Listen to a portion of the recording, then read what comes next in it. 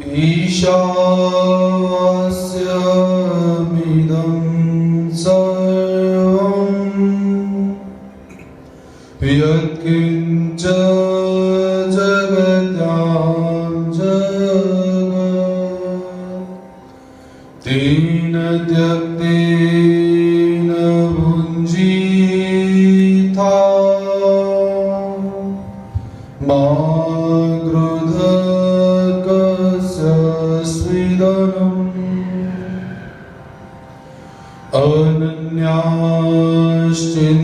अनन्याश्चिन्तयन्तो मां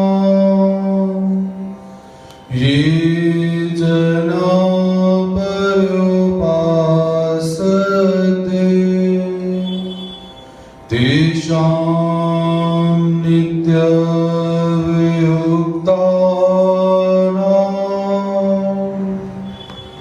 योगक्षेमं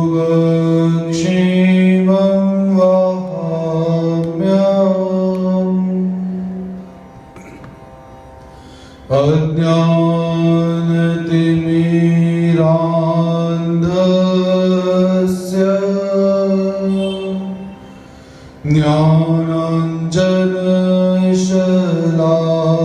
ज्ञानाञ्जनशलाकया चक्षुरुन्मीलितं येन तस्मै श्री श्री गोपाल कृष्ण महाराज की।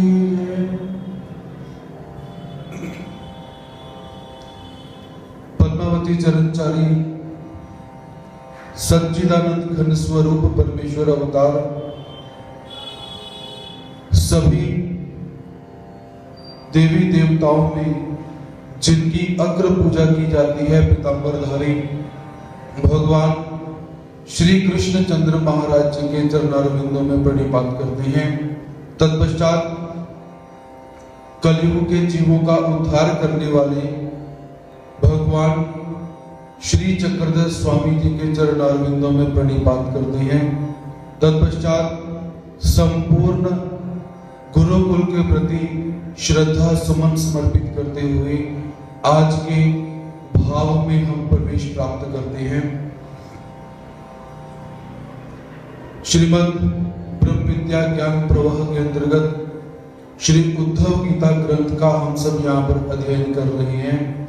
तो कल के सत्र के अंदर भगवान श्री कृष्ण महाराज जी भक्त शिरोमणि उद्धव देव को 24 गुरु व्याख्यान का वर्णन करते हैं। भगवान श्री दत्तात्रेय महाराज जी एवं राजा यदु का जो संवाद है उस संवाद का वर्णन करते हैं। तो कल के सत्र में ऐसे बहुत सारे तत्व हमने श्रवण करे जिन तत्वों के माध्यम से यदि जीवात्मा चाहे तो गुणी हो सकता है।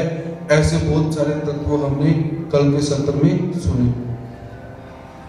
तो भगवान श्री दत्तात्रेय महाराज जी जो पतंगा नामक कीट है उस कीट को परमात्मा अपना गुरु मानते हैं। तो इस विषय को आगे हम ग्रहण करते हैं।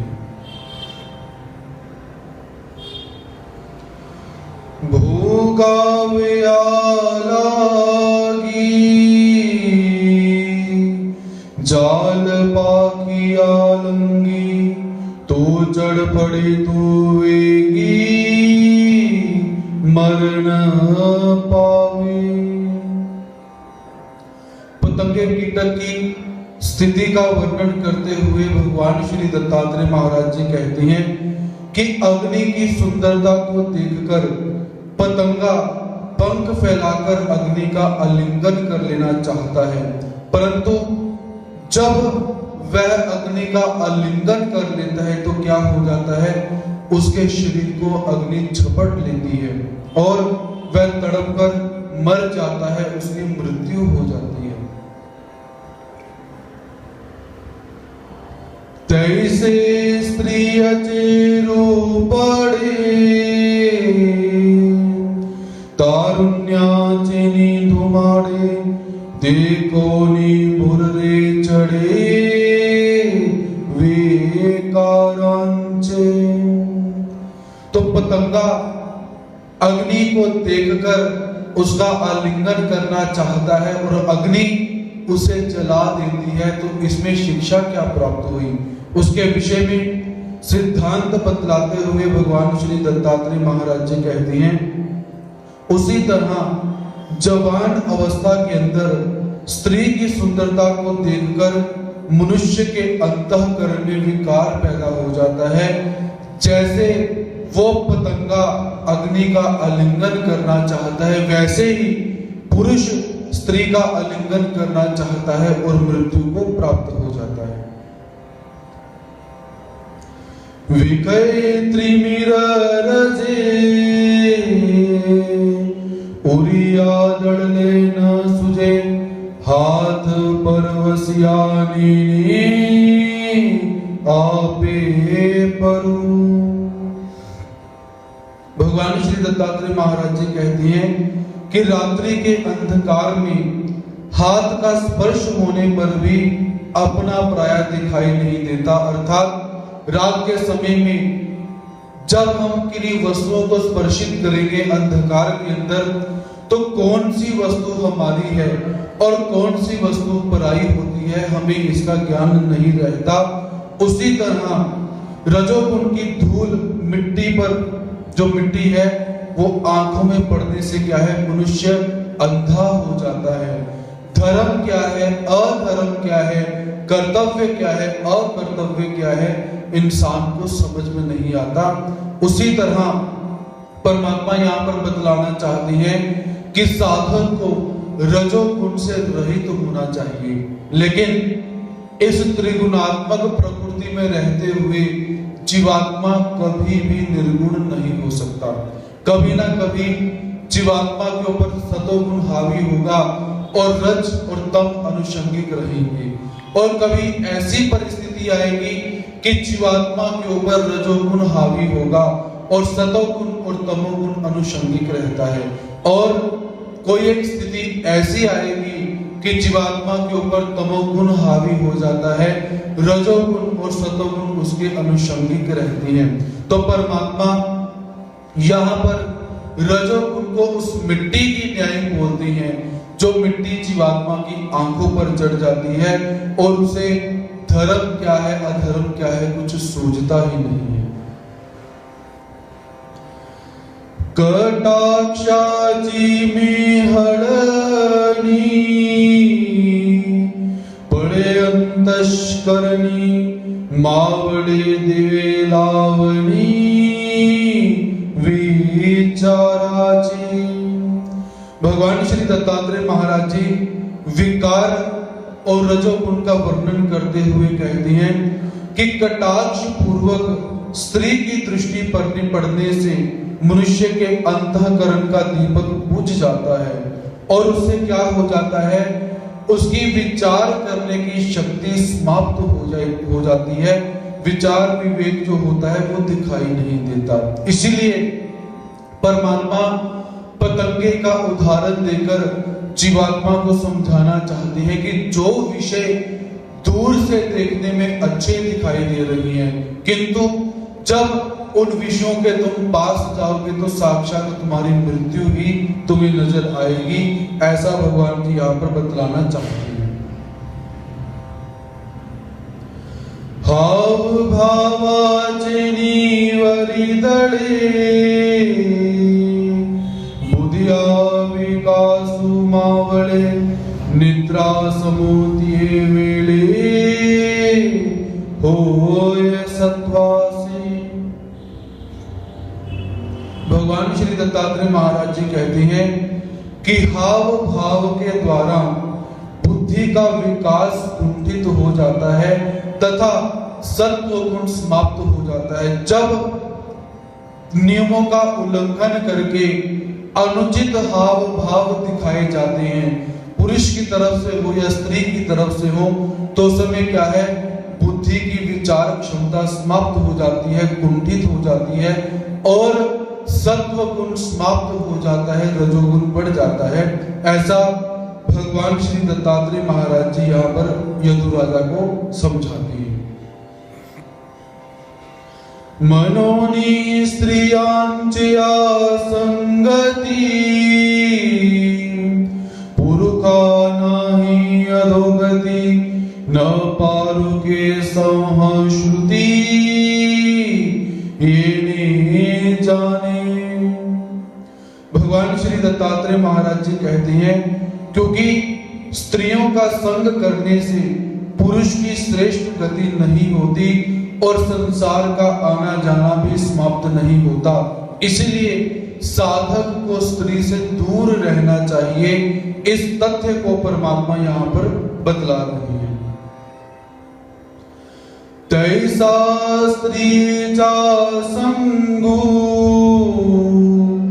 करिता पुरुषा हुए सत्वभंगू, ये अर्थी पतंगू केला गुरु। भगवान श्री दत्तात्रेय महाराज जी कहते हैं, उसी तरह स्त्री का संग करने से पुरुष का सत्व भंग हो जाता है। इस बात को ध्यान में रखकर मैंने पतंगे को अपना गुरु धारण किया। बहुत सूक्ष्म बात परमात्मा उस पतंगे कीटक से ग्रहण कर रही है।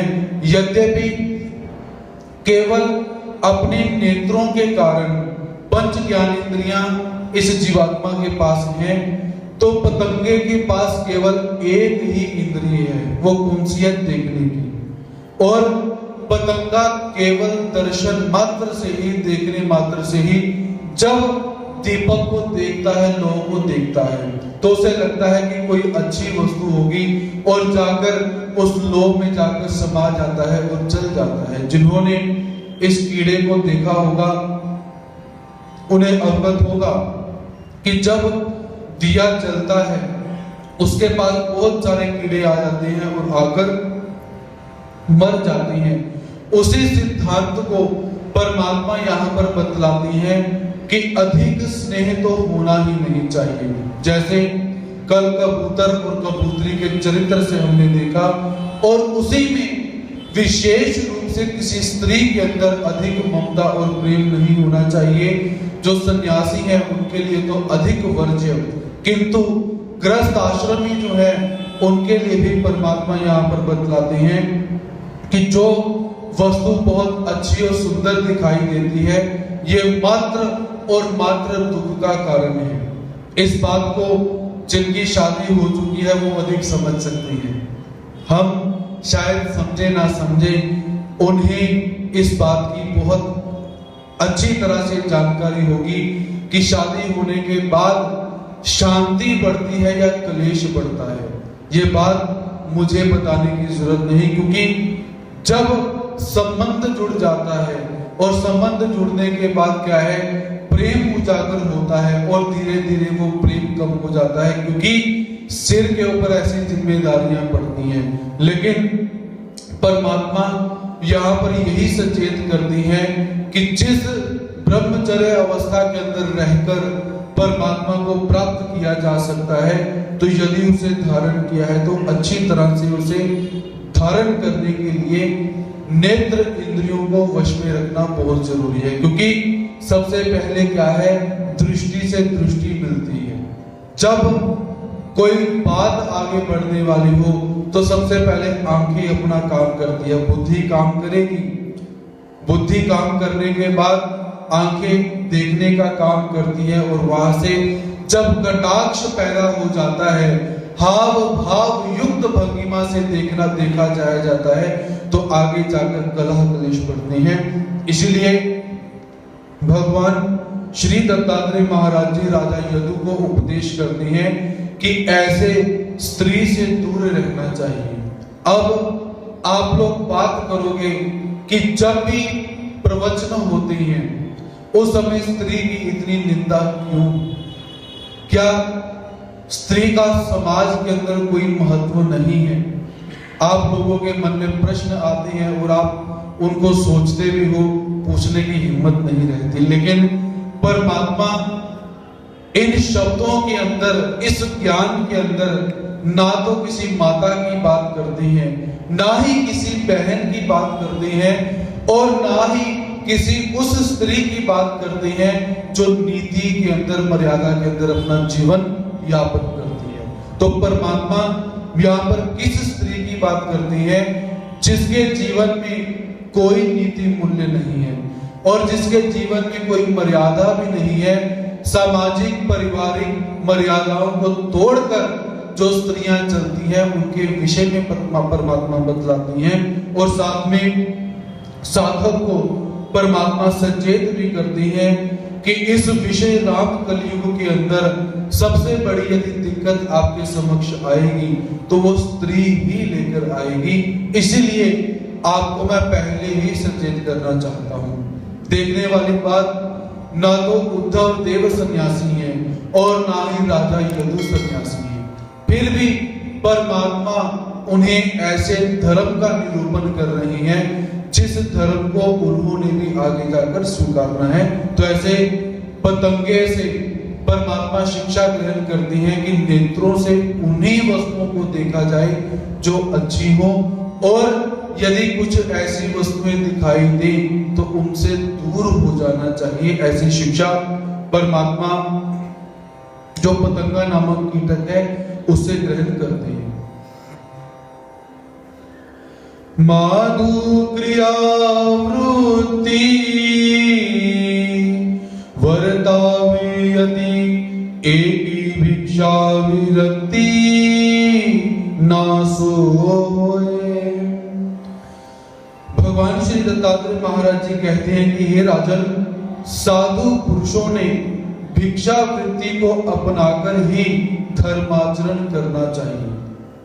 परमात्मा भिक्षा वृत्ति का महात्म्य यहाँ पर बतलाते हैं कि किसी भी एक जगह में एक व्यक्ति के हाथ का भोजन नहीं करना चाहिए। भोजन कैसा होना चाहिए कि भोजन प्रत्येक गांव में जाएं और जाकर एक एक घर से भिक्षा मांगे और आगे चलते रहो। ऐसी विधि परमात्मा बतलाती है, क्योंकि एक के घर का भोजन करने से वैराग्य नहीं रहता, अथवा यदि पुरुष जो है वो अपने धर्म से पतित हो जाता है। तो इसलिए परमात्मा बतलाते हैं कि भिक्षा कैसी होनी चाहिए। भिक्षा एक ही भिक्षा न करावे, एक स्थान पर बैठकर बार बार भिक्षा नहीं करनी चाहिए। जानो निधि योग्यता ग्रही हाथ बोलावन करिता आहार पर्याप्त अटन करी। भगवान श्री दत्तात्रेय महाराज जी कहती हैं कि साधु को चाहिए कि अपनी योग्यता को कायम रखने के लिए जितने भोजन की आवश्यकता हो उतने ही घरों से भिक्षा मांगे। इसके अतिरिक्त यदि मन में विचार आए कि न जाने कब भूख लग जाएगी, कुछ भोजन मैं लाकर अपने पात्र में रख लेता हूं, इसकी आज्ञा भी परमात्मा नहीं देते हैं। अर्थात किसी भी वस्तु का संचय नहीं करना है, संग्रह नहीं करना है। ऐसे भगवान श्री दत्तात्रेय महाराज जी यहां पर बतलाते हैं। सानी तोरण निवड़ी गृही ऊपर कान पड़ी पड़ो निधि सांकड़ी सो मनासी। भगवान श्री दत्तात्रेय महाराज जी कहते हैं कि जब साधक भिक्षा लेने के लिए जाए उस समय उसे क्या करना चाहिए। सबसे पहले क्या करना चाहिए और क्या नहीं करना चाहिए, इसके विषय में परमात्मा बोलती है कि जब भिक्षा लेने के लिए चला जाए तो कभी भी मन में ये विचार नहीं करना कि ये अमीर का घर है, ये किसी गरीब का घर है, इसके घर से भिक्षा लेनी है, इसके घर से भिक्षा नहीं लेनी है। ऐसे घरों की छानबीन नहीं करनी चाहिए। अमीर का हो अथवा गरीब का क्यों ना हो, लाइट के अंदर जो भी घर आ जाए उससे भिक्षा मांगते मांगते भिक्षा करनी चाहिए। क्योंकि क्या है, यदि साधक इस प्रकार से भिक्षा मांगेंगे तो जो व्यक्ति गरीब होगा वो संकुचित हो जाएगा कि इस साधु ने हमारे घर से भिक्षा नहीं मांगी है। और दूसरा जो व्यतिक्रम है वो हो जाएगा, यदि 10 घर सामने आए, 2 घर अमीरों के होंगे, 8 घर गरीबों के होंगे, तो उस साधु को पर्याप्त मात्रा में भिक्षा भी प्राप्त नहीं होगी। और जो सभी को अधिकार घड़ना चाहिए वो अधिकार भी नहीं घटित होगा। इसलिए क्या है, जो घर लाइन के अंदर आ जाए उन्हीं घरों में जाकर भिक्षा मांगनी चाहिए, वो चाहे अमीर का हो या किसी गरीब का। ऐसा निरविलाकू सानो निरागद्विकु जया अदृष्टवशे संतोखु यदृच्छालाभे। भगवान श्री दत्तात्रेय महाराज जी कहते हैं कि राग द्वेष का त्याग किया हुआ अभिलाषा रहित पुरुष जिसको परमेश्वर को प्राप्त करने की इच्छा है और उसके अनुसार ही वह चलता है, उसी में वह संतुष्ट रहता है, ऐसा साधक बनना चाहिए। कि यदि परमात्मा को प्राप्त करना है तो जीवन में संतोष धारण करना पड़ेगा, राग द्वेष को वश में करना पड़ेगा, और जो जो परमात्मा ने बातें बतलाई हैं उन बातों का पालन अवश्य करना पड़ेगा। मेलविता कणु कणु कवना उपजो निधि सिनो ये अरती जानो मधु करु जैसा। भगवान श्री दत्तात्रेय महाराज जी कहते हैं कि हे राजन, मैंने भंवरे को भी अपना गुरु माना हुआ है। जिस तरह भंवरा फूलों पर से थोड़ा थोड़ा रस लेकर किसी को भी कष्ट ना पहुंचाकर अपनी भूख मिटाता है, उसी तरह सन्यासी को क्या करना चाहिए, भिक्षा मांगनी चाहिए घरों में जाकर, और किसी को भी कष्ट ना हो ऐसी भिक्षा मांगकर भिक्षा विधि का पालन करना चाहिए। तो ये बात मैंने भंवरे से सीखी हुई है कि भंवरा प्रत्येक पुष्प के ऊपर जाता है, उसका सुगंध और पराग ग्रहण करता है, फिर दूसरे पुष्प के ऊपर जाएगा, उसकी सुगंध और पराग ग्रहण करेगा, फिर तीसरे पुष्प के ऊपर जाएगा, उसकी सुगंध और पराग को ग्रहण करता है। तो ऐसे ये भिक्षा विधि का गुण मैंने भंवरे से सीखा हुआ है कि भिक्षा कैसी करनी चाहिए। इसी अर्थ में मैंने भंवरे को अपना गुरु माना हुआ है। आनिक घेउ जाने आमोधु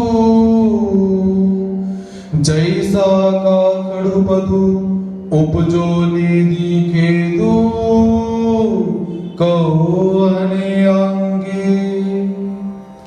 भगवान श्री दत्तात्रेय महाराज जी कहते हैं कि जिस तरह भ्रमर अलग अलग पुष्पों से सुगंध ग्रहण करता है, किसी पुष्प को कष्ट नहीं देता है, उसी तरह साधु पुरुषों में ऐसा ही बर्ताव होना चाहिए, उनका बर्तन ऐसा ही होना चाहिए कि हमारे द्वारा किसी को भी लेश मात्र भी कष्ट ना हो जाए, ऐसा व्यवहार उन्हें करना चाहिए। तैसे वेद विद्या शास्त्र मतीत जाने सकल सिद्धांत जया सर्वज्ञता ब्रह्म विद्या। भगवान श्री दत्तात्रेय महाराज जी कहते हैं कि भ्रमर के जैसा 4 वेद 14 विद्या और 6 शास्त्रों का मंथन करके सभी शास्त्रों के सिद्धांत को समझने से ब्रह्म विद्या के द्वारा संपूर्ण ज्ञान प्राप्त हो जाता है। अर्थात वो जो भ्रमर है वो प्रत्येक पुष्प के रस को ग्रहण करता है, अर्थात थोड़ा गुण प्रत्येक जगह से ग्रहण कर लेता है। उसी तरह जब जीवात्मा ब्रह्म विद्या शास्त्र का अध्ययन करता है तो थोड़ा थोड़ा अध्ययन करने से क्या हो जाता है, 4 वेद, 14 विद्या और 6 जो शास्त्र होते हैं, इन शास्त्रों का संपूर्ण ज्ञान उस जीवात्मा को प्राप्त हो जाता है। इसलिए भंवरे की विधि से मैंने ये भी जाना कि ब्रह्म विद्या शास्त्र का अध्ययन कैसे करना चाहिए। ऐसी बात और उपदेश भगवान श्री दत्तात्रेय महाराज जी राजा यदु को प्रदान करते हैं। मनोनी मधुकरु मिया केला गुरु तो सांगीतला प्रकारु राज टिलका। भगवान श्री दत्तात्रेय महाराज जी कहते हैं कि हे राजन, इसीलिए मैंने भ्रमर को अपना गुरु माना हुआ है। राजाओं में श्रेष्ठ हे यदु, तेरे को मधुकर गुरु कहने का कारण विस्तार पूर्वक बतलाया है। जो भ्रमर होता है, भंवरा होता है, उसका विशेष प्रकार से वर्णन मैंने तेरे प्रति कर दिया हुआ है। तू इसके गुण को भी धारण कर।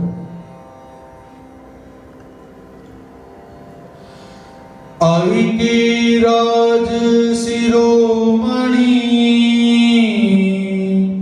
योगी वर जावे रमणी, ये रवि हेतु होए मरनी गजाचिया परी। भगवान श्री दत्तात्रेय महाराज जी कहते हैं कि हे राजन, हे राजाओं में श्रेष्ठ राजा यदु, योगी पुरुषों ने स्त्रियों का त्याग करना चाहिए, वरना स्त्री के संग से हाथी के समान मृत्यु हो जाती है। इस कथा को तू ध्यान से श्रवण कर। हस्ती चेनी अंग मैले, गजासी बंधन पातले, तेवेली ते रहस्य जानी तले, मिया तया पासुनी। भगवान श्री दत्तात्रेय महाराज जी कहते हैं कि हे राजन, एक जंगल में हाथी पकड़ने वाले ने क्या किया कि काष्ठ की लकड़ी की जो हथनी है वो बनाई, अर्थात एक ऐसी हथनी बनाई जो हथनी कैसी है, लकड़ की बनी हुई है। और उस हथनी को बनाकर उन्होंने क्या किया, नीचे एक बहुत बड़ा खड्डा गाड़ दिया और उस खड्डे के ऊपर घास लगाकर उसके ऊपर उस हथनी को खड़ा कर देती है। और हाथी जब उसे देखता है तो हाथी को लगता है कि वास्तव में कोई वहां पर हथनी खड़ी हुई है, और भोग की अभिलाषा से वह दौड़कर उसके पास जाता है। और होता क्या है, जैसे ही उस हथनी के पास गए और उस हथनी के ऊपर जो खड्डे के ऊपर घास है उसमें पैर रखा और सीधा वो हाथी उस खड्डे में चला जाता है। तो ऐसी स्थिति को देखकर, ऐसे दृश्य को देखकर मैंने हाथी को अपना गुरु माना है। तो यहाँ पर सबसे बड़ी विलक्षणता देखने वाली क्या है कि परमात्मा निर्गुण व्यक्तियों से भी गुणों को ग्रहण कर रहे हैं। जो पतंगा है वो अपनी बुरी आदत के कारण मर रहा है, हाथी अपनी स्पर्श इंद्रिय के कारण, बुरी आदत के कारण मर रहा है। लेकिन परमात्मा फिर क्या कहते हैं कि मैं इनको भी अपना गुरु मानता हूं। क्योंकि हाथी कैसे है, हाथी अपनी स्पर्श इंद्रिय के सुख के कारण मारा जाता है, ऐसा यहां पर हम देख सकते हैं। तया सौंदर्य सी तटू बड़े सी हटू जगे अदटू गजराजो। तो भगवान जी कहते हैं कि राजन, शूरवीर बलशाली, किसी के द्वारा पीछे हटाने पर भी नहीं हटने वाला, इस प्रकार का वो बड़ा हाथी था कि यदि उस हाथी को कोई धक्का मारने का प्रयास करे, उसे पीछे करने का प्रयास करे, तो ऐसा बलशाली वो हाथी था। तो जो जारा गड़े काढ़े, तो ही करनिए पड़े, तरी खाओ न धरी। भगवान श्री दत्तात्रेय महाराज जी कहते हैं कि हे राजन, जिस बलशाली हाथी का युद्ध के समय सैन्य में उपयोग किया जाता है, अर्थात पुराने समय में हाथियों को युद्ध में ले जाया करते थे और हाथी अपनी बल शक्ति के माध्यम से सेना को परास्त भी कर दिया करते थे, वह हाथी स्पर्श विषय के अधीन होकर अपने पैरों में भारी जंजीर डलवाकर बंधन को प्राप्त हो जाता है। ऐसा शूरवीर हाथी केवल स्पर्श कर्मेंद्रिय के माध्यम से, जो हाथ पैर उपस्थ उदर इत्यादि कही जाती है, उसके एक माध्यम से क्या है, स्पर्श के माध्यम से क्या है, अपनी शक्ति को समाप्त कर देता है और जो हाथी को पकड़ लेती है वो क्या करती है, उसके पांव में बेड़ियां डाल देते हैं, जंजीर डाल देते हैं और हाथी बंधन में चला जाता है।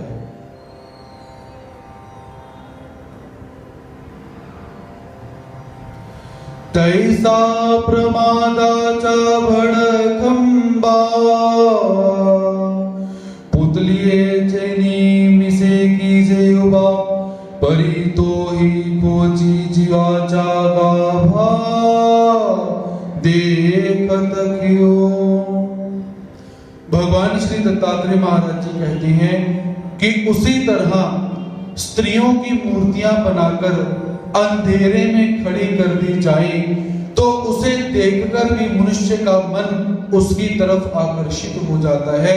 अर्थात यहाँ पर श्री दत्तात्रेय महाराज जी एक ऐसे रहस्य को सुलझाने का प्रयास कर रही है जो रहस्य आज तक नहीं सुलझ पाया, क्योंकि बहुत सारे जो दार्शनिक हो चुके हैं, फिलोसफर्स हो चुके हैं, वो कहते हैं कि स्त्री एक रहस्य है।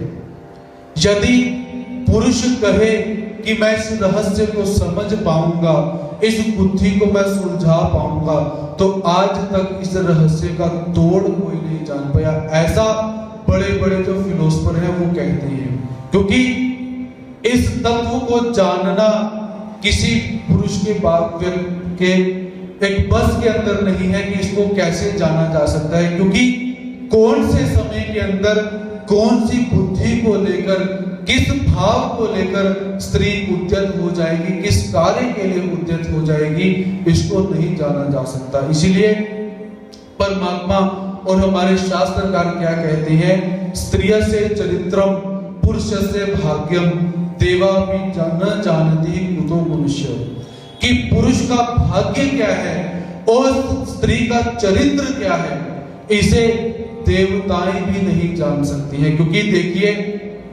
यहां पर ये एक पहेली ऐसी है कि जो देवताएं भी उसकी बुद्धि को सुलझा नहीं पाए। स्वर्ग का इंद्र जो रंभा इत्यादि अप्सराओं के साथ रहते हैं, वो एक ऋषि की कन्या के ऊपर, ऋषि पत्नी अहिल्या के ऊपर मोहित हो रही है। ये रहस्य ऐसा है कि स्वर्ग के उपभोग को छोड़कर इंद्र जैसी बड़ी देवता अहिल्या के साथ आकर गमन करती है पाप से, तो इंसान इस रहस्य को कैसे समझ पाएगा? वैसे ही समझ पाएगा जब परमात्मा बोलेंगे कि मेरा वरद हस्त तेरे ऊपर है। जैसे भगवान श्री कृष्ण महाराज जी आचार्य शुकदेव के ऊपर वरद हस्त रखती है और स्वर्ग की अप्सरा उसके समक्ष आती है, नृत्य गान करती है, लुभाने का प्रयत्न करती है, लेकिन आचार्य शुकदेव अचंभित नहीं हुए और आकर्षित भी नहीं हुए। ऐसे जब परमात्मा की कृपा हो जाए तभी जाकर आप और हम इस तत्व से बच सकते हैं, अन्यथा परमात्मा बार बार यही निवेदन करते हैं कि स्पर्श इंद्रिय का जो सुख होता है वो कैसा है, नरकों में ले जाने वाला है, बंधनों में डालने वाला है। इसलिए परमात्मा यहाँ पर हाथी का दृष्टांत देकर इस रहस्य को सुलझाने का प्रयास कर रहे हैं।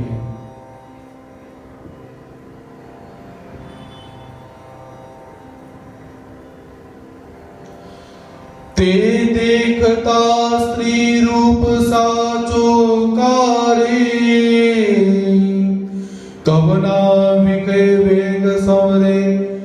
कंदर्प चेनी हथियारे कवनों के ठाके ना। तो भगवान श्री दत्तात्रेय महाराज जी कहते हैं कि जब स्त्रियों की मूर्तियां बनाकर एक अंधेरे कमरे में क्यों ना रख दी गई हो, तब भी क्या हो जाता है कि मनुष्य उनकी तरफ आकर्षित होता ही होता है। आज के समय में आप चलचित्र ले लीजिए, पुराने समय में क्या था कि जो शिल्पकार हुआ करते थे वो स्त्रियों की मूर्तियां खड़ा करते थे। आज भी बहुत सारे मंदिर ऐसे हैं जहां पर श्रृंगारात्मक मूर्तियों को घटित किया गया हुआ है। तो आज के समय में यदि वो शिल्पकार समाप्त हो गए तो हमारे भौतिक शिल्पकार हो चुके हैं जो हम टीवी के माध्यम से देखते हैं। तो परमात्मा कहना क्या चाहते हैं कि यदि मूर्तियों की तरफ जीवात्मा आकर्षित हो जाता है, फिर प्रत्यक्ष स्त्री को देखकर विषय के आक्रोश को कौन संभाल सकता है। कामदेव के हथियारों से अर्थात कामदेव के पास जो पंच बाण होते हैं उन बाणों के सम्मुख कोई भी खड़ा नहीं रह सकता है। ऐसा कौन वीर होगा। ये बात परमात्मा श्री दत्तात्रेय महाराज जी बोल रही हैं कि ऐसा कौन वीर होगा जो कामदेव के पंच बाणों से आहत ना हुआ होगा। यदि हम ऐसी स्थिति देखते हैं तो दूसरी तरफ हमें भीष्म पितामह जैसे व्यक्ति भी दिखाई देते हैं। ऐसी बात नहीं कि यदि इंद्र देवता स्त्री के निमित्त अपने आप को संवार नहीं पाया, अपने आप को रोक नहीं पाया, तो कोई व्यक्ति होगा ही नहीं। आप भीष्म पितामह को देख सकते हो, राज वैभव होते हुए भी अपनी प्रतिज्ञा का उन्होंने पालन किया। ऐसे बहुत सारे हैं। उसके बाद डॉक्टर एपीजे अब्दुल कलाम को आप देख सकते हो, आज ही की सदी के, उन्होंने भी शादी नहीं की।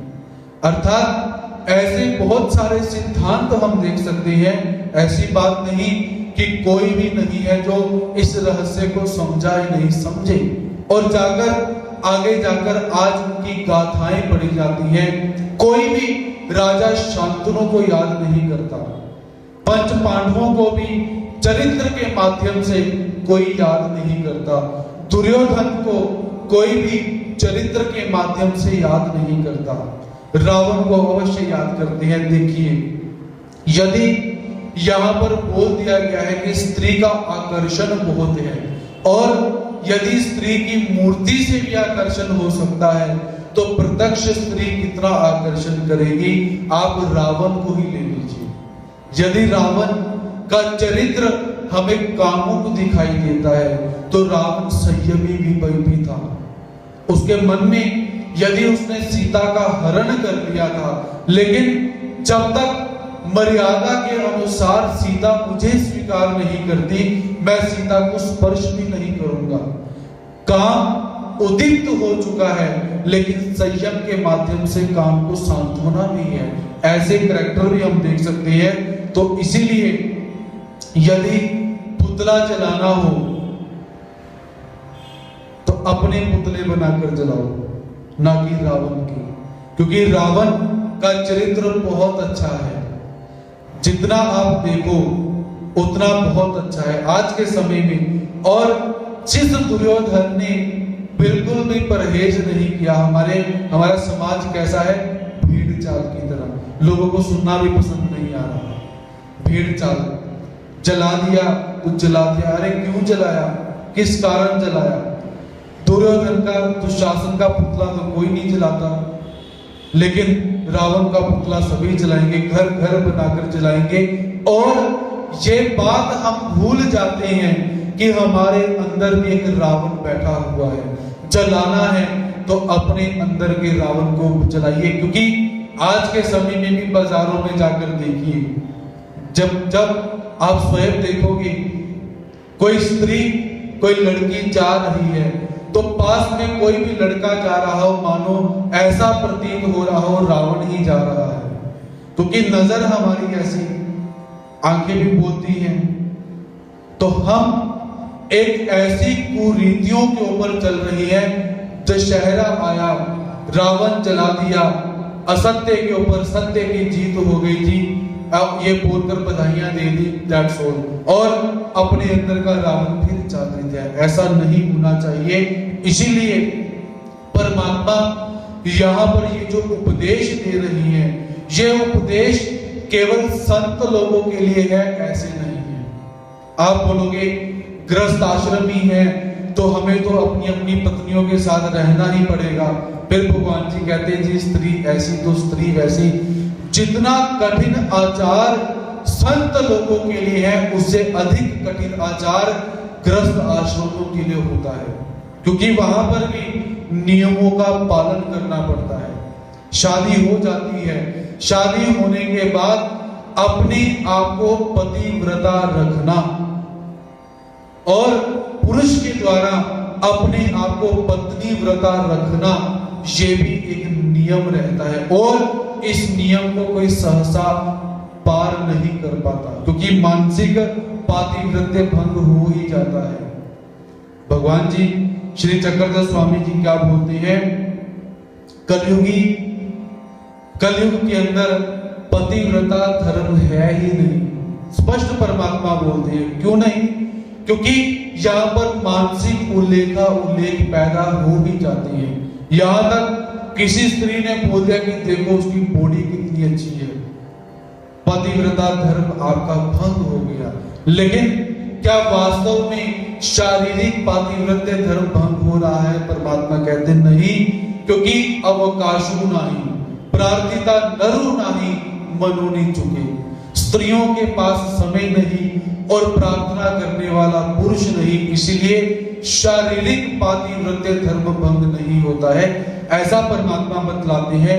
और भगवान श्री दत्तात्रेय महाराज जी यदि इस विषय को ग्रहण करते हैं तो ये गृहस्थ आश्रम में जो निवास करते हैं उनके लिए भी परमात्मा बोलते हैं कि नियमों में रहते हुए, मर्यादा में रहते हुए अपनी गृहस्थी को चलाइए, ना कि अमर्यादित होते हुए। ऐसे हम भगवान जी के इस चरित्र से देख सकते हैं, इस गुरु से हम देख सकते हैं। दावी तारुण्या जाऊ माळा, घाली रूपा जाऊ धाळा, मनीरी गोनी जीवन कला, घेऊनी जाए। भगवान श्री दत्तात्रेय महाराज जी कहते हैं कि मांत्रिक तरुण स्त्री का मंत्र का प्रयोग करते हैं, अर्थात जो मांत्रिक होते हैं, तंत्र मंत्र करने वाले होते हैं, वो क्या करती हैं, जो तरुण स्त्रियां होती हैं उनके ऊपर अपने मंत्रों का प्रयोग करती हैं, जिससे क्या हो जाता है कि वो स्त्रियां उस मांत्रिक के वशीभूत हो जाती हैं और जैसा जैसा वो मांत्रिक बोलता है वो स्त्रियां करती रहती हैं।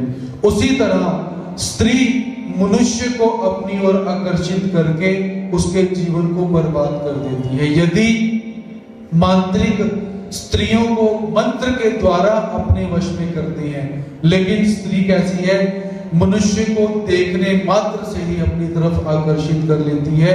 इसीलिए परमात्मा श्री दत्तात्रेय महाराज जी कहते हैं कि स्पर्श इंद्रिय का जो विषय है, उस विषय को यदि कोई ग्रस्त आश्रमी है तो उसके द्वारा क्या है, नियमों में रहकर उसका भोग किया जाना चाहिए। और यदि कोई सन्यासी है उसके द्वारा तो देखना भी पाप है, ऐसा भगवान जी यहाँ पर बतलाते हैं। देखे वनिते जे रूपड़े, तरीका माजा पस्मारू चढ़े, सवे जी पुरपुरी तू पड़े, नरक आग्नि आतु। भगवान श्री दत्तात्रेय महाराज जी कहते हैं कि ये राजन, स्त्री की सुंदरता को देखकर मनुष्य का अंतःकरण जो है वो कैसे है, पागल हो जाता है। और भगवान जी कहते हो पागल कैसा हो जाता है, जैसा किसी को मिर्गी का दौरा पड़ता है, अपस्मार। संस्कृत भाषा के अंदर, आयुर्वेद शास्त्र के अंदर मिर्गी के दौरे को अपस्मार रोग कहा गया हुआ है। तो भगवान जी कहते हैं कि जैसे मिर्गी का दौरा पड़ता है, उथोरा पड़ने से क्या है, वो व्यक्ति हाथ पैर हिलाता है, गिर जाता है, तड़पता है। उसी तरह जो कामुक पुरुष होता है, स्त्री के रूप को देखकर काम वेग से मनुष्य इतना पागल हो जाता है कि अपनी मर्यादा का भी ध्यान वो नहीं रखता और अपनी मर्यादा को छोड़कर वो वर्तन करने लग पड़ता है। और अंत में होता क्या है, उसे इतने दुख प्राप्त होते हैं, जितना सुख नहीं भोगा होगा उससे 10 गुना ज्यादा दुख प्राप्त होंगे। क्योंकि काम कैसे है, क्षणिक सुख प्रदान करने वाला है और अंत में शोक देकर जाने वाला है, ऐसा भगवान जी यहां पर बोलते हैं।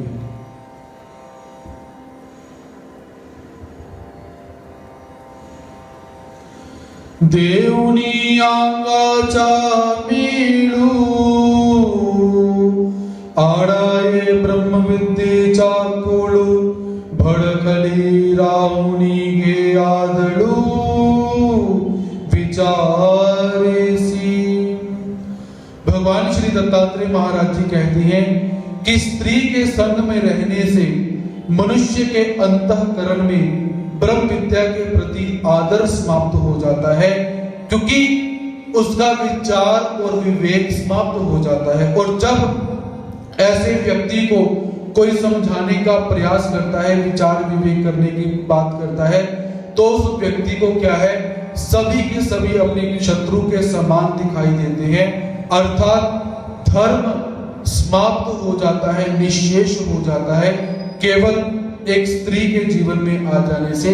तो इसलिए परमात्मा निवेदन करते हैं कि इस जीवन के अंदर भोग कैसे करना है, उपयोग कैसे करना है, कितनी मात्रा के अंदर होना चाहिए, कैसे होना चाहिए, नियम क्या है, इन सब की जानकारी अवश्य रहनी चाहिए। आनी आलिया दीठी ते मुनी मनाते खंबाटी अवगला करुणी शेवटी विटंबुनी जाए। और भगवान श्री दत्तात्रेय महाराज जी क्या कहते हैं कि तरुण स्त्री मुनि जनों के मन को भी अपनी ओर आकर्षित करके उन्हें बंधन में डालकर संसार में अपयश दिलवा देती है। अर्थात स्त्री एक ऐसा तत्व है जो मुनि जनों के मानस को भी अपनी तरफ खींच लेती है। साधारण व्यक्ति तो ओढ़ा जाएगा ही, लेकिन जो तपस्वी मुनि जन होंगे उनको भी अपनी तरफ खींच लेती है। और क्या हो जाता है, फिर उस सन्यासी को अपयश प्राप्त हो जाता है। और इतना ही नहीं, अपयश दिलवाकर चाहे वो साथ में रहे लेकिन साथ रहती नहीं है। होता क्या है कि जब उस मनुष्य की दुर्गति होनी शुरू हो जाती है तो वो स्त्री भी उसे छोड़कर चली जाती है। ऐसा परमात्मा यहाँ पर अंत बतलाते हैं कि जो मुनि जन हैं यदि ऐसी स्थिति के अंदर चले गए हैं तो उन्हें समझाना चाहूंगा कि एक तो अपयश प्राप्त होगा और ब्राह्मण के लिए अपयश ही मृत्यु कहा जाता है और अंतिम समय में दुख प्राप्त हो जाएंगे और जिसके लिए अपयश लिया वो भी छोड़कर चली जाएगी। इसीलिए इस तत्व से दूर रहना चाहिए, परमात्मा यहाँ पर निवेदन करते हैं। नाव तरी सन्यासी ते विजिय स्त्रिय से आंगेसी हे विटंबना काईसी वीतरागासी। भगवान श्री दत्तात्रेय महाराज जी कहते हैं कि सन्यासी का वेश धारण करके स्त्री को साथ में रखना साधु के लिए इससे अधिक अपयश क्या हो सकता है। भगवान श्री दत्तात्रेय महाराज जी क्या कहते हैं कि सन्यासी का वेश धारण करके स्त्री को साथ में रखना साधु के लिए इससे बड़ा अपयश क्या हो सकता है। अर्थात इससे बड़ा अपयश कोई नहीं, क्योंकि जो संतत्व के नियम होते हैं उन नियमों को लांछित कर दिया गया है। क्योंकि जब भी कोई व्यवहार के अंदर पति पत्नी को सन्यासी वेश के अंदर देखेगा, उसके मन में वही बातें आएंगी। और सन्यास धारण करके पति पत्नी का साथ रहना कितना नियमों के अंदर हो सकता है आप जान ही सकते हो। तो इसके विषय में यहीं पर विराम देता हूं। मनोनीराया हे जन्म जाओ ने दीवाया, सानुनी स्त्री रूप माया, मीय से आत्मभूति। तो भगवान श्री दत्तात्रेय महाराज जी क्या कहते हैं कि इसीलिए हे राजा यदु, इस मनुष्य जन्म को व्यर्थ में मत गवा देना। मैंने स्त्री की छल कपट युक्त सुंदरता को समझ लिया है, समझकर उसका त्याग कर दिया हुआ है। ये बात कौन बोलती है? भगवान श्री दत्तात्रेय महाराज जी। क्योंकि श्री दत्तात्रेय महाराज जी कैसे हैं? ब्रह्मचारी अवतार हैं। तो भगवान जी अपने मुख से क्या बोलते हैं? भाई मैंने स्त्री के छल और कपट रूपी सुंदरता रूपी व्यवहार को देखकर मैंने इसका त्याग कर दिया है और मैं एकांत में रहकर अपने आत्मचिंतन में लगा हुआ हूं, जिसके कारण क्या है, मैं आनंदित हूं। क्योंकि राजा यदु ने भगवान जी से प्रश्न किया था कि हे प्रभु, आप कुछ करते भी नहीं हो, बातें आप बहुत बड़ी बड़ी करते हो, काम आपके बच्चों के जैसे हैं, और इतना होने पर भी कुछ ना करते हुए भी आप आनंदित कैसे हो, आनंद से कैसे रममान हो रहे हो? यह प्रश्न राजा यदु ने भगवान जी से किया हुआ था। तो भगवान जी यहाँ पर यही बात बतलाते हैं कि हे राजन, मैंने स्त्री का परित्याग कर दिया हुआ है और मैं एकांत में रहकर चिंतन करता हूं और आनंदित हो रहा हूं। ऐसा भगवान श्री दत्तात्रेय महाराज जी यहाँ पर बतलाते हैं। करुणियायासु मासिया मेळवितु रसो, तेने संग्रहे होए नासु देहा सकट। भगवान श्री दत्तात्रेय महाराज जी कहते हैं कि हे राजन, बड़े ही प्रयासों के साथ मधुमक्खी रस एकत्रित करती है। तो पूर्व हाथी का दृष्टांत देकर परमात्मा ने तत्व समझाया। अब परमात्मा मधुमक्खी के जीवन से गुण को ग्रहण करते हुए कहते हैं कि हे राजन, बहुत अधिक प्रयासों से मधुमक्खी क्या करती है? रस को इकट्ठा करती है, शहद को इकट्ठा करती है, और रस एकत्र करने के फल स्वरूप रस निकालने वालों के हाथों से वो मृत्यु को प्राप्त हो जाती है, मारी जाती है, और उसके द्वारा इकट्ठे किए हुए पदार्थ को वो लोग निकाल कर लेकर चले जाते हैं। तैसे मन स्मरणी दक्ष, नौहे संग्रही ची लक्ष्य, मनोनी फल न होए मोक्षु साधन दाता।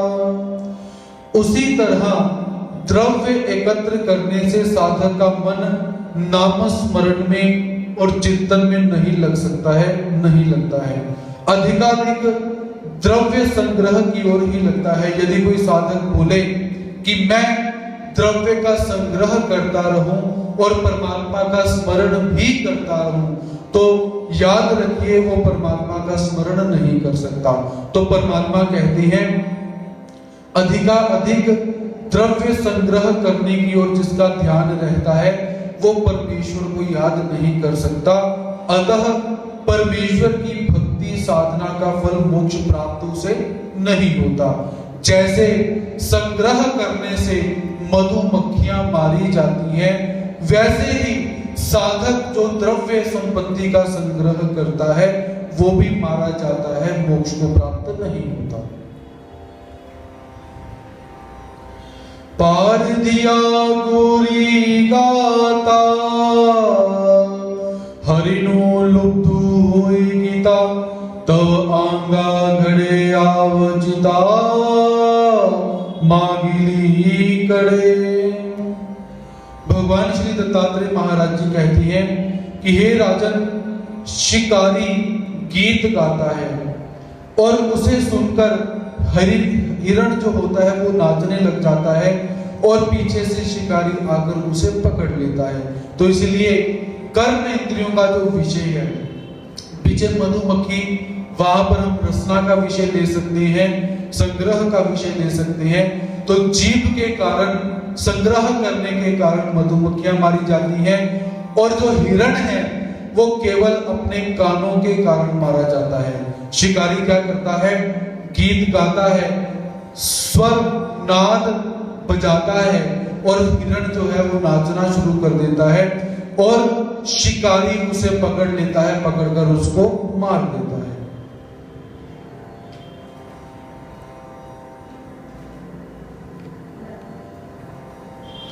पान कड़ पड़ितावा फड़े, मरना भेन चोकड़े, भीड़ त्याजे नी पाड़े, सावज नाही। अब भगवान श्री दत्तात्रेय महाराज जी हिरण की अवस्था कैसी होती है उसके विषय में बतलाते हैं कि हिरण पत्तों की आवाज सुनकर मौत के डर से भागने वाला सबसे अधिक डरपोक प्राणी होता है। इसके समान दूसरा कोई भी डरपोक प्राणी नहीं है। फिर भी उस नाद के कारण, गीत के कारण ये जो हिरण है वो मारा जाता है। सरी विंगो तले चीता, मनोनी मुकुला जीविता, विको नवहे मारिता, तेने पाड़े। परंतु गायन में चित्त लग जाने से हिरण की मृत्यु आ जाती है। विषय की अपेक्षा गायन अधिक दुखदायी होता है। परमात्मा क्या कहती है कि जो विषय सुख है वो तो कभी कभी क्या होगा, व्यक्ति बोलेगा कि अभी थकावट शरीर को है, हमारा ध्यान उस तरफ नहीं है। लेकिन संगीत कैसा है, वो प्रत्येक स्थिति के अंदर अपनी तरफ लुभाने वाला है। इसलिए भगवान जी क्या कहते हैं कि विषय की अपेक्षा गायन अधिक दुखदायी होता है। इसलिए कानों का जो विषय है सुनना, इसके माध्यम से गाने नहीं सुनने चाहिए। परमात्मा इसका भी हमें आदेश देते हैं कि गाने बिल्कुल भी श्रवण मत करो, सुनना हो तो अच्छी बातों का श्रवण करना चाहिए। मनोनी गीत ध्वनि इति नायिका विकानि, रज संचारे पुरुखा हानि, होय सत्वाची। भगवान श्री दत्तात्रेय महाराज जी कहते हैं कि ये राजन, इसलिए यत्नशील जो साधक हैं, संत पुरुष हैं, उनके द्वारा पुरुषों ने विषय रूप गायन का श्रवण नहीं करना चाहिए। जिस गायन के अंदर रजोगुण रूपी चित्र हो, रजोगुण रूपी जिसके अंदर शब्द हो, तमोगुण रूपी जिसके अंदर चित्र हो और शब्द हो, ऐसे रजोगुण का संचार करने वाले, तमोगुण का संचार करने वाले जो गाने होते हैं, गायन इत्यादि होते हैं, उसका श्रवण नहीं करना चाहिए। क्योंकि जैसे जैसे हम श्रवण करते हैं वो गाना, गीत जैसा होगा वैसे हमारे मन के भाव पैदा हो जाते हैं।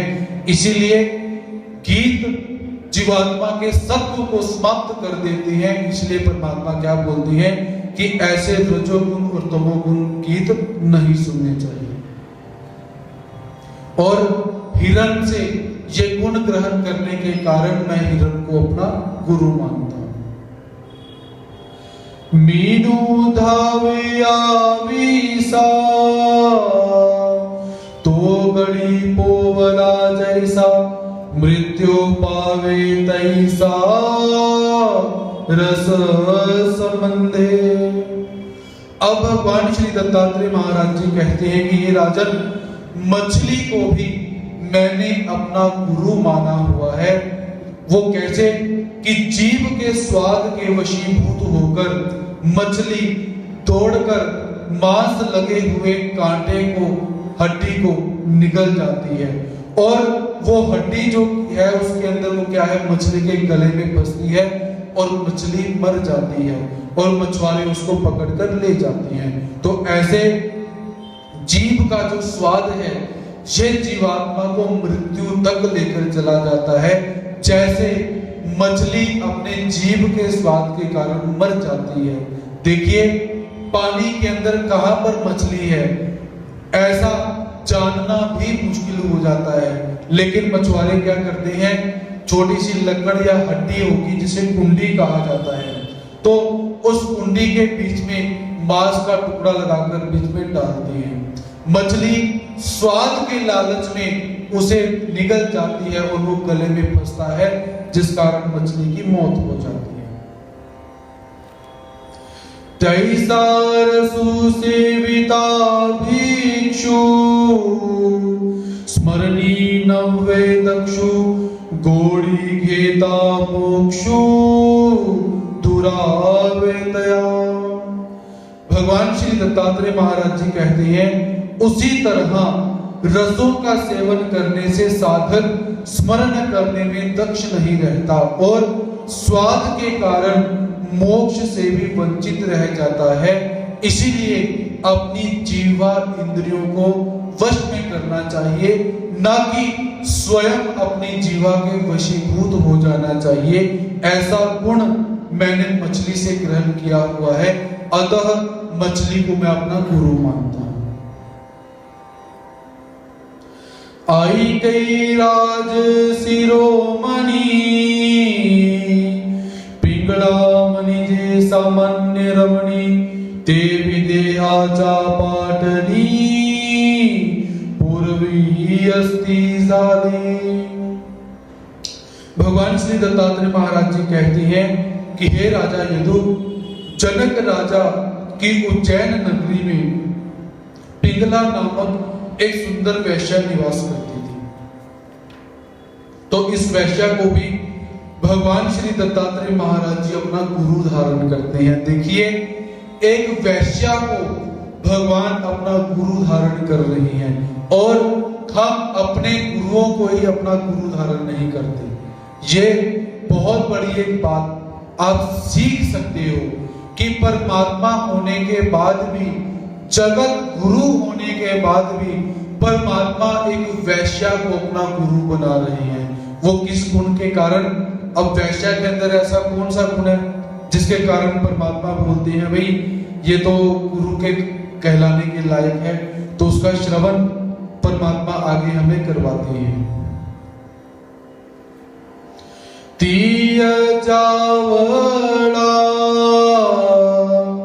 मी काही एक शिकिला ते आयुके भूपाला अवधान देवनी। भगवान श्री दत्तात्रेय महाराज जी कहते हैं कि हे राजन, मैंने उससे एक गुण ग्रहण किया हुआ है जिसे तू ध्यान पूर्वक सुन। एक वेळ ते पन्यांगणा कांताची कामना करुणी श्रृंगारू रचना बैसली पाळनेनसी। एक बार क्या हुआ, वो पिंगला नामक वैश्या किसी प्रेमी की कामना से श्रृंगार करके अपने छज्जे पर बैठी हुई थी, अर्थात वो प्रतीक्षा कर रही है कि कोई मेरे श्रृंगार को देखकर, मेरे रूप को देखकर, मेरे यौवन को देखकर मेरे समक्ष कोई आएगा। तीय कामिनी हाटी ए जाए विलासियांची दाटी परितीय जीवास सेवटी कवनी पाहिची ना। अब हुआ क्या कि उस वैश्या के बाजार में भोग विलासों की बहुत भीड़ इकट्ठी हो चुकी हुई है और संपूर्ण रात्रि बीत चुकी हुई है, भीड़ बहुत हो चुकी है, लेकिन उस वैश्या के पास कोई भी पुरुष ऐसा नहीं आया जो आकर उसका उपभोग करे और उसे द्रव्य लेकर चले जाए। तो ऐसे क्या है, संपूर्ण रात्रि बीत जाने पर भी वो क्या देखती है कि उसकी तरफ किसी पुरुष ने देखा तक भी नहीं। तेविळी ते कांता मने याते संसारा नाही निरुता मनोनी आनुते पात निगाला। उस समय वह पुरुषों को देखकर मन में सोचती थी कि यह तो गरीब है, इसके पास पैसा नहीं है, इसलिए शायद ये मेरी तरफ नहीं आ रहा है और दूसरी तरफ देखकर जा रहा है। क्योंकि एक कहावत हमने सुनी है, नाच ना आए आंगन टेढ़ा। जब हमारी कोई बात पूरी नहीं होती, हम बहाने मारना शुरू कर देते हैं। तो पिंगला वैश्या भी बहाना क्या मारती है कि ये सामने पुरुष जो जा रहा है ये गरीब है, इसलिए मेरी तरफ देखता नहीं है, मेरा रेट बहुत ज्यादा है इसलिए वो जा रहा है, ऐसा मन में वो विचार करती है। हा पैलू घोड़े कारू फुड़ा होय मोल करू मनोनी येने मल समोरू डोला लाविला। और फिर दूसरे व्यक्ति को जब देखती है, जो व्यक्ति घोड़े के ऊपर बैठा हुआ है, घोड़ा अर्थात आज के समय में गाड़ी, उस समय में घोड़ा, अर्थात जिसके पास घोड़ा है वो बहुत अमीर है। तो यह घोड़े पर बैठकर आ रहा है, लेकिन इसका नौकर इसके साथ है, इसीलिए ये मेरी तरफ देख नहीं रहा, मेरी तरफ आ नहीं रहा, ऐसा अपने मन में विचार करती है। तो ही निगे परता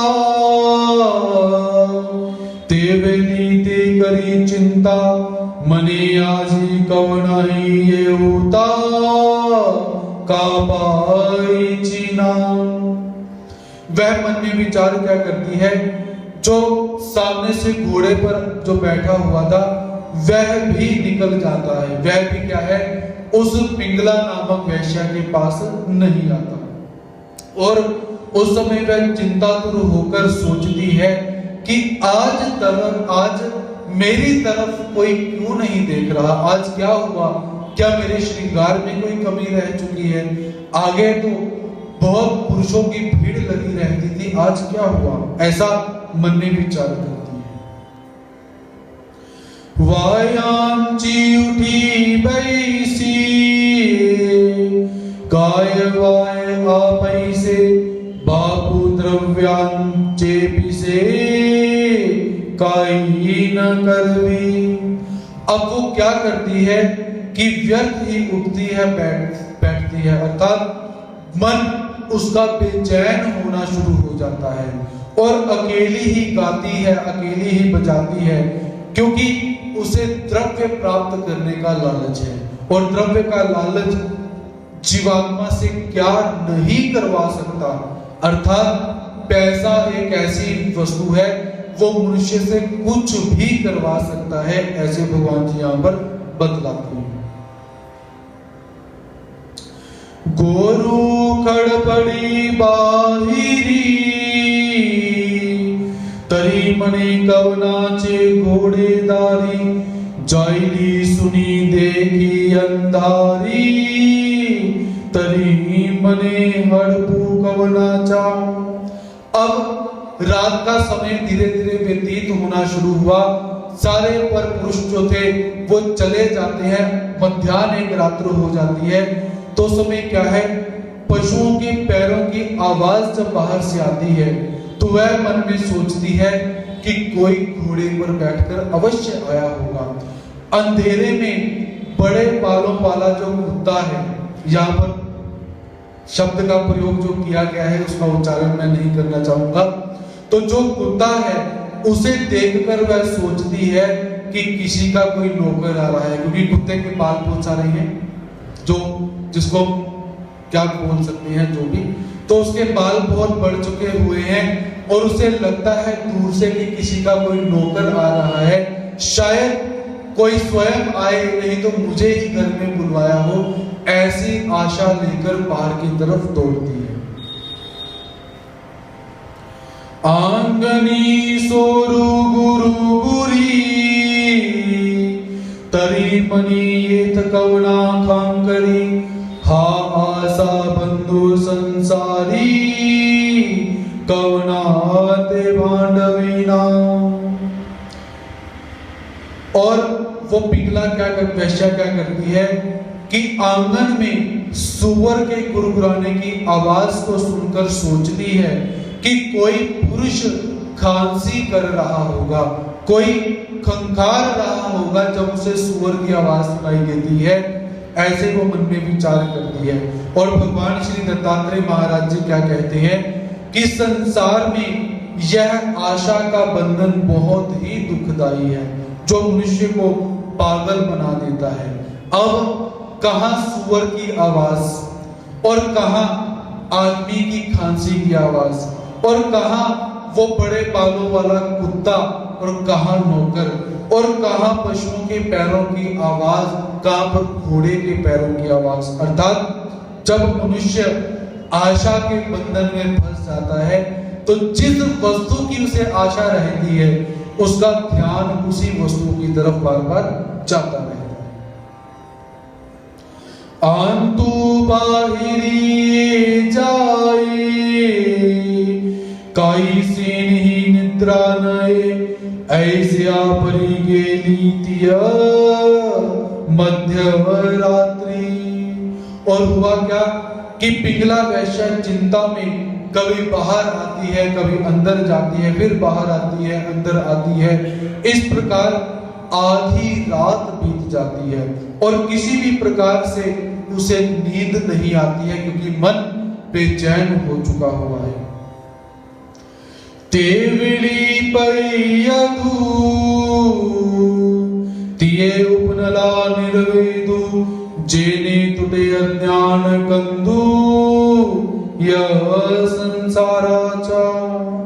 भगवान श्री दत्तात्रेय महाराज जी कहते हैं, हे राजा यदु, उस समय उस पिंगला के जीवन में एक परिवर्तन हो जाता है। उस समय उस पिंगला के मन में निर्वेद पैदा हुआ। निर्वेद अर्थात पीछे जो जीवात्मा ने पाप कर्म किए हुए हैं उसे निर्वेद कहा जाता है। निर्वेद, अनुताप, अनुशोच और आरती, ये 4 प्रकार के दुख होते हैं।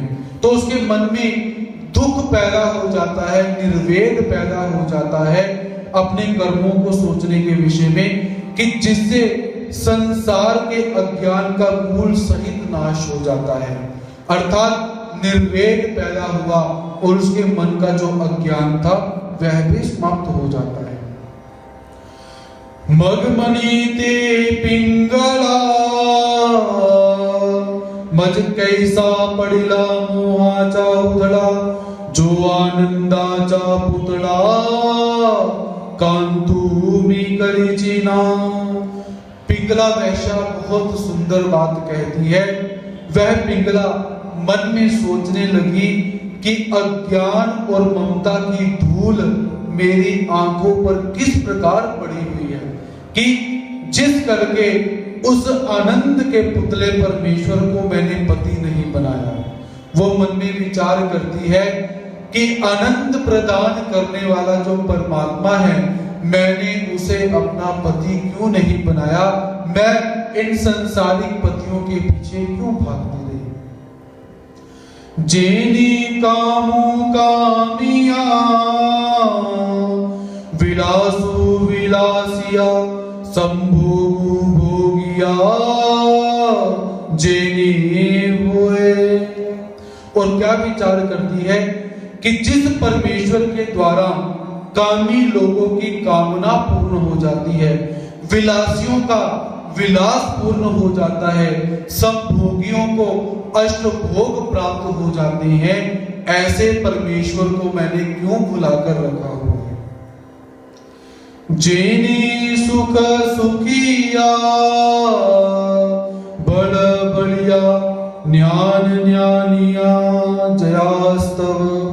और मन में क्या विचार करती है कि जिस परमेश्वर के द्वारा सुख चाहने वालों को सुख प्राप्त हो जाता है, बल चाहने वालों को बल मिल जाता है, ज्ञान के इच्छुकों को ज्ञान मिल जाता है।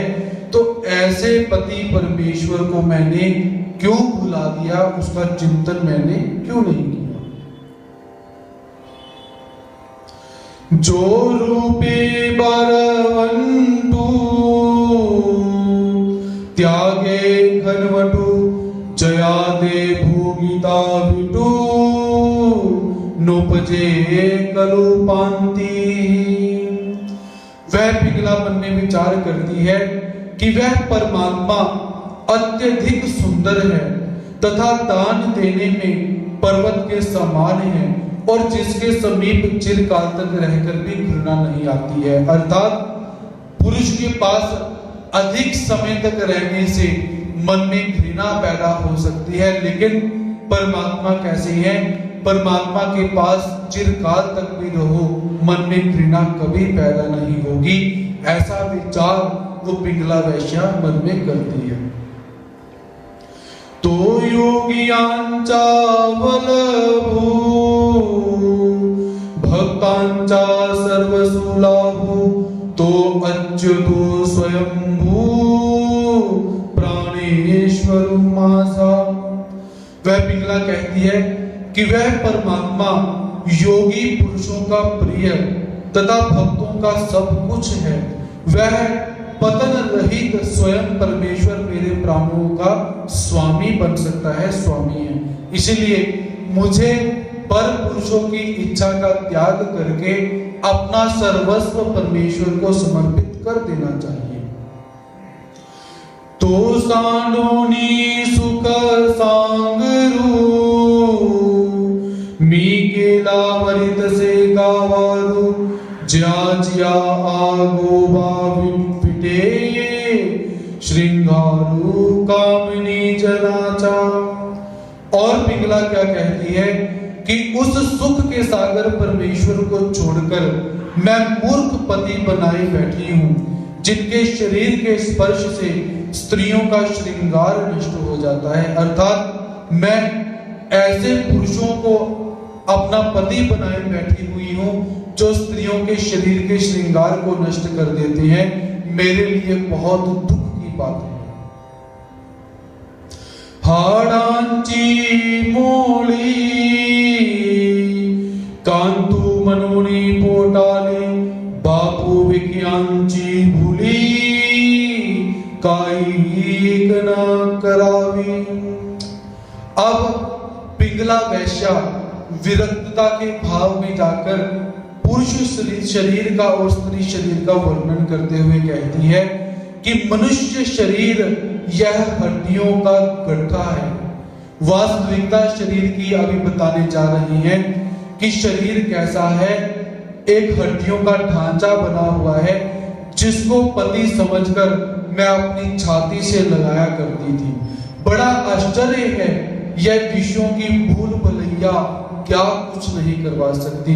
इस हड्डियों के गड्ढे को मैं अपनी छाती का आलिंगन दिया करती थी। विषय मनुष्य से क्या क्या नहीं करवा सकते हैं। अर्थात निंदा से बड़े बड़े जो कार्य होते हैं, निंदनीय कार्य होते हैं, वो सारे के सारे करवा सकती हैं। ऐसे पिंगला दुखी होते हुए वर्णन करती है। हाथा पायाचा गोळा अमेध्यांची पडिला त्या नाव ठेविला नरो ऐसे। वो पिंगला वैश्या क्या कहती है कि मांस, रुधिर, मज्जा आदि अपवित्र वस्तुओं के द्वारा हाथ, पैर आदि इंद्रियों से बना हुआ यह मनुष्य, ये जो ढांचा है, इसे मनुष्य कहा जाता है, इसे पुरुष कहा जाता है। हे घामाची खांड खाल श्लेषमयाची चिखड वाल अपानाची धूमसाळ शरीर की वास्तविकता का वर्णन करते हुए पिंगला क्या कहती है कि इस शरीर से गंध, पसीना, व श्लेष्मा बहती रहती है। अर्थात शरीर का यदि आप ध्यान करो तो मनुष्य का शरीर क्या है? एक गंदगी का ढांचा है। हम अपने आप को जितना मर्जी बोले कि हम ऐसे हैं, हम वैसे हैं, लेकिन प्रत्येक अंगों और प्रत्यंगों से गंदगी ही निकलती है। आप लोगों ने बहुत सारे वो वाक्य सुने हुए होंगे, खैर फिर कभी उनका वर्णन करने का प्रयास करेंगे। तो उन शब्दों के अंदर क्या है? एक कामुकता दिखाई गई है, लेकिन जब भी विषय को भोगा जाता है उस समय गंदगी ही ग्रहण की जाती है। तो पिंगला क्या कहती है कि इस शरीर से गंध और पसीना निकलता है। श्लेष्मा अर्थात नाक में से गंदगी निकलती है, मुख में से गंदगी निकलती है, और शरीर में अपान वायु रूपी जो गंदगी रूपी जो वायु होती है वह भी अधसारित होती रहती है। हे सर्व रोमांचे भांडवल दुर्गंधीचे प्रथम स्थल लोकेचे वांबड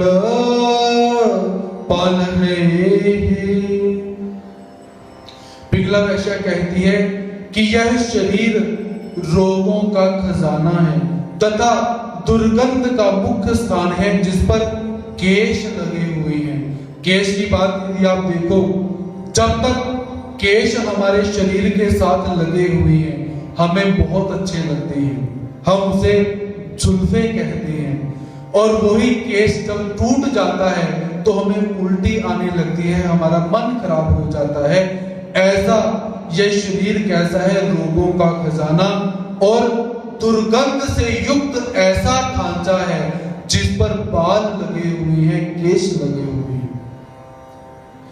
हे मलमूत्रांचे भांडे मनोनी ठाको नैया निरे शिव शिव याचे निपाड़े आनीक कसमल नाही।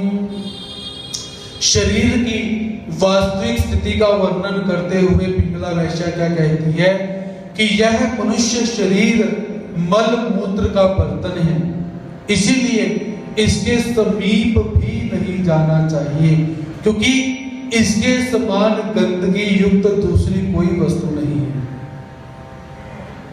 अगर आप ध्यान से श्रवण करोगे तो आपको लगेगा कि वास्तव में शरीर है क्या, और जीवात्मा विषय के वशीभूत होकर करता क्या है। एक मल मूत्र के बर्तन को किस प्रकार से आलिंगन दिया जाता है, किस प्रकार से रति क्रीड़ा रहती है, यदि इस बात को आप अच्छी तरह से ध्यान में रखो तो काम के ऊपर विजय अवश्य पाई जा सकती है, क्योंकि सत्य ज्ञान मुक्ति का द्वार होता है। जो सत्व को धारण किए हुए ज्ञान रहता है वो मोक्ष की तरफ लेकर चला जाता है। तो यहाँ पर जीवात्मा के शरीर की एक सत्य स्वरूपता दिखाई जा रही है, और हम इस शरीर को जो समझते हैं हम किसी भ्रम के अंदर जीवित रह रही है। तो इसीलिए यदि उस पिंगला वैश्या का भ्रम दूर हो सकता है तो क्या हमारा भ्रम दूर नहीं हो सकता? अवश्य हो सकता है। याचा भीतरू न साहे निहारू करुणे विचारू या कलेवराचा। और वह पिंगला कहती है कि इस मनुष्य शरीर में इतनी गंदगी है कि देखी भी नहीं जा सकती, अतः इसके विषय में सोचना भी नहीं चाहिए। मज्जे चाड़ा रुधिराचिया बोला मेद मांसाचा कीजे काळा सरी से निपाड़े। और पिंगला वैश्या शरीर का वर्णन करते हुए कहती है कि ये शरीर कैसा है? मेद मांस को मिलाकर खून से उसे गीला करके मज्जा से उसे अच्छी तरह से कस दिया हुआ है, ऐसा ये शरीर है। तो ऐसे शरीर का वर्णन करते हुए पिंगला वेश्या विरक्ति को प्राप्त हो जाती है, दुख करती है। इसीलिए भगवान श्री दत्तात्रेय महाराज जी पिंगला वेश्या को अपना गुरु मानते हैं। अर्थात जब जागो तब सवेरा। वो पिंगला संपूर्ण जीवन भर अपने शरीर का विक्रय करती रही, लेकिन आज उसे जागृति हो चुकी है, ज्ञान प्राप्त हो चुका है कि मैं जिन पतियों के लिए मैं मरती थी वो तो ऐसी गंदगी से युक्त शरीर के ढांचे हैं। यदि मैंने इतना समर्पण परमात्मा को दिया होता तो मुझे क्षणिक सुख प्राप्त ना होता, दीर्घकालिक आनंद प्राप्त होता, ऐसा वो मन में विचार करती है। तो आज श्रीमद् उद्धव गीता की 400 ओवियां हमारी समाप्त हो चुकी हुई है और आज हमारा ये सत्र यहाँ पर समारोपीय सत्र है। कल से कथा नहीं होगी। आध्यात्मिक तत्व विवेचनी ज्ञान परीक्षा में जो भी सद्भक्त सहभाग ले रहे हैं, इन 12 दिनों के अंदर आपको जो भी कथा यहाँ पर निवेदित की गई है उसी में से आपको प्रश्न उत्तर पूछे जाएंगे और उन्हीं प्रश्नों का आप सबने उत्तर देना है।